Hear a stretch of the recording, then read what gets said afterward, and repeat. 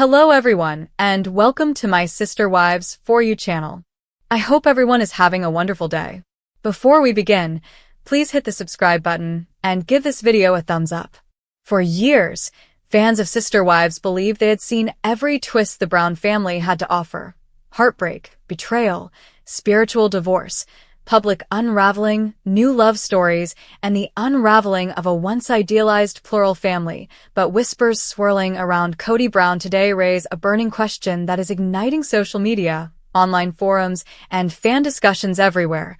Does Kody Brown already have a new wife? And what has become of his feelings about polygamy after losing 3 wives?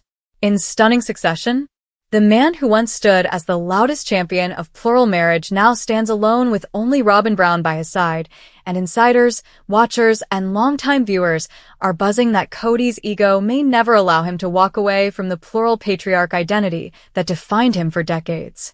After Christine walked away first, reclaiming her joy, finding love again, and publicly shining brighter than ever, the cracks turned to fissures. Then Janelle reached her breaking point, revealing emotional neglect and years of chasing crumbs, choosing peace over chaos, strength over struggle, leaving fans cheering as she reclaimed her independence. Mary, loyal to her fault and clinging to spiritual commitment long after the romance had died, finally accepted what had become painfully obvious to everyone. Kody had emotionally divorced her years earlier, and the moment she walked away, she too found a new era of empowerment and self-worth. 3 wives gone. The kingdom fallen. Robyn alone, holding tight to a man no longer surrounded by adoration, attention, and the validation a plural household once fed him. So, of course, the fandom now wonders, is his sudden quiet, his withdrawal from the spotlight, and the rare glimpses of him outside cameras evidence of a broken man learning humility, or the quiet foundation of a reboot brewing off-screen? Rumors say he has been spotted in deep religious conversations again, reconnecting with circles that once believed he was a chosen leader in a modern plural movement. Fans speculate that Kody, who spent years insisting polygamy was his duty, his identity, his calling, could not emotionally survive being just a monogamous husband to Robyn, especially when monogamy wasn't his choice, but the result of 3 women leaving him on their terms. Supporters of the theory point out the pattern.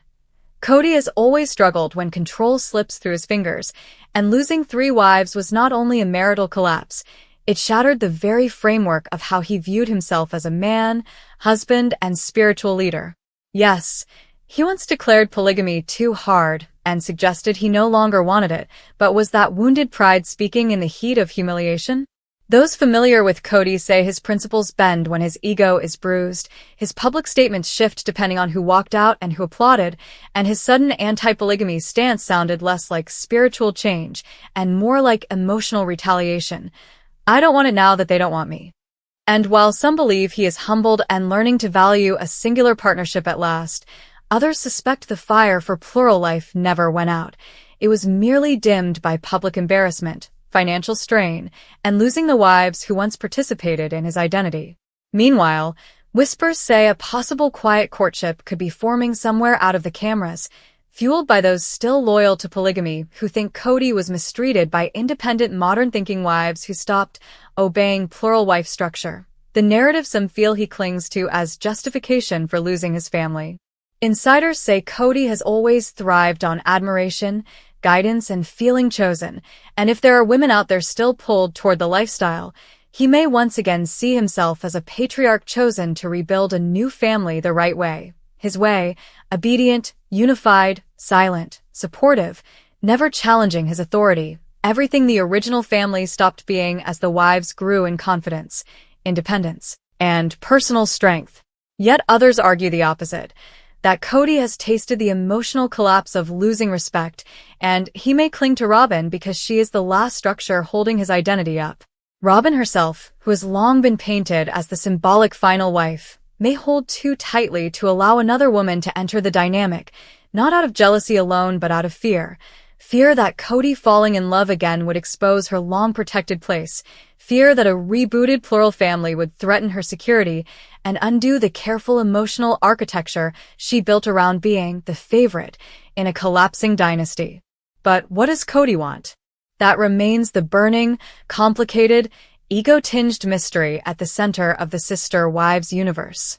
Some believe he desires redemption, the ability to rise again and reclaim the plural lifestyle as proof that he was not abandoned because of failure, but because he was surrounded by wives who wouldn't listen. Others believe he is exhausted, emotionally battered, and quietly trying to rebuild spiritually as a simpler man learning late-life humility. Maybe both can be true, a man caught between who he was, who he pretends to be, and who he fears becoming. Whether he is quietly courting a woman no one knows about yet, secretly attempting to revive polygamy behind the scenes, or merely nursing pride and resentment while clinging to a monogamous life he never asked for, one thing is undeniable. The story of Kody Brown is not finished. His identity crisis is still unfolding. And the question of whether he returns to plural marriage or reinvents himself in unexpected ways remains one of reality TV's most fascinating slow burn sagas. And fans? They're watching every rumor, every whisper, every rare public appearance, waiting to see whether Kody Brown rises again with a new wife and reclaimed patriarch status, or remains the once mighty plural husband who ended up, unexpectedly and perhaps unwillingly, monogamous, outmatched by the women who grew stronger without him and ultimately proved they didn't need him to build powerful lives of their own. And as the dust continues to swirl around the Brown universe, fans find themselves dissecting every tiny clue, every subtle shift, every piece of body language and interview line, trying to understand whether Kody Brown is undergoing a true spiritual reckoning or quietly laying groundwork for a dramatic return to the lifestyle he once declared sacred above all else. Because if you listen closely, the language he uses when discussing polygamy never fully closes the door.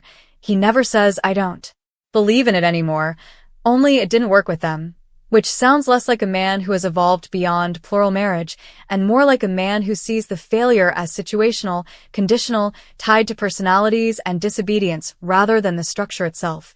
And that is exactly why the whispers of a new wife, or at least a new spiritual courtship, feels so believable to longtime Sister Wives watchers who know that Kody has always reframed his losses as trials preparing him for a comeback. There is a haunting irony in watching Christine glow in remarriage, Janelle shine in autonomy, Mary flourish in self-reinvention, while Kody, once the center of a sprawling household, shrinks into a tighter, quieter world where the loudest noise is his own frustration about how he was disrespected, a word that has become his flagship explanation for why everything fell apart.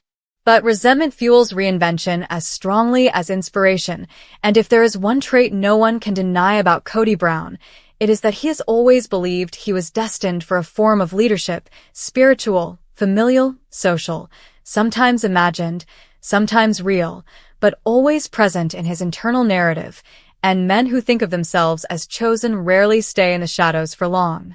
Some claim he has already begun circling old spiritual communities connected to his faith roots, not necessarily the mainstream LDS world but fringe circles and independent believers who still uphold plural marriage as divine commandment. And if even one woman in such a community views him as a misunderstood patriarch wronged by independent wives who no longer wanted to share life under the traditional patriarchal order, that could be the spark that rekindles his plural identity. There are already unconfirmed whispers of a woman, younger than Christine, Janelle, Mary, but not so young as to create scandal, who has reportedly been seen attending quiet group dinners and spiritual discussions where Kody has made rare appearances, a woman described by fan rumor mills as modest, deeply faith-rooted, and eager to live the principle. It may be gossip, it may be online fantasy fed by Reddit sleuths desperate to predict the next arc of the Brown narrative, but Kody's history has always followed a pattern. When Kody feels rejected, he seeks someone who adores him. When he feels powerless, he seeks someone who praises his role. When he feels abandoned, he recruits loyalty. And few settings provide worship-level validation like a faith circle where a patriarch is seen as heaven-appointed. Meanwhile, Robyn Brown sits in the middle of this emotional storm, the last remaining wife who once cried on national television that she never wanted to be a monogamous wife, insisting that her dream was always sisterhood, yet now living in a reality she never imagined, isolated with a man who both resents monogamy and resents the plural structure that crumbled around him. Robyn's position is complicated. Some believe she fears another wife entering the dynamic, not because she rejects the principle, but because she has tasted the exclusive emotional focus of being the only one, a status she seemed to crave without ever admitting it, even as she simultaneously mourned the loss of the idealized plural family she once championed. Others believe Robyn sees herself as the protector of Kody's wounded pride, the only one who can soothe his bruised ego, the one who believes she must support him in whatever path he chooses next, whether that means rebuilding a plural family or doubling down on a monogamous future shaped by shared trauma and shared bitterness toward wives who rebelled. But even Robyn cannot deny, not to herself, not to the cameras, not to the viewers who have watched every telling pause in her interviews, that a new wife entering the picture would strip her of the emotional monopoly she has held since the other women began walking out. The possibility terrifies some fans and delights others, because it would ignite another explosive chapter in a story that refuses to fade. Imagine the drama. Imagine the tension. Imagine Robyn suddenly having to share space, attention, and control after years of being the central emotional partner. Would she embrace a sister wife? Would she resent her? Would she weaponize Kody's loyalty once again to maintain power? Or would she crumble under the pressure of losing her exclusive position?